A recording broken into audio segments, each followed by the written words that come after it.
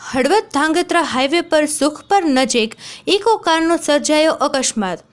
Halvad Dhrangadhra highway પર સુખપર નજીક હાજીપીર કચ્છ તરફથી દર્શન કરી સુરેન્દ્રનગર પરત ફરતી વેળાએ સર્જાયો અકસ્માત।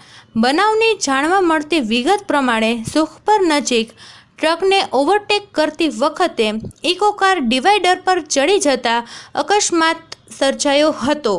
અકસ્માતની જાણ થતાં અજીતભાઈ દ્વારા 108ને ફોન કરી તાત્કાલિક ધોરણે ઈજાગ્રસ્તોને સારવાર માટે જાણ કરી હતી। ઈજાગ્રસ્તોની મળતી માહિતી આ પ્રમાણે: ઇલિયાસભાઈ જામ, ઉંમર વર્ષ 48, રહેવાસી સુરેન્દ્રનગર। અલીભાઈ મુસ્તાકભાઈ, ઉંમર વર્ષ 15, રહેવાસી સુરેન્દ્રનગર। અલ્તાફભાઈ ઇલિયાસભાઈ જામ, ઉંમર વર્ષ 25।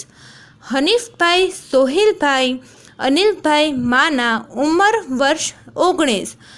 સિદ્દીકભાઈ કરીમભાઈ કટિયા, ઉંમર વર્ષ 25।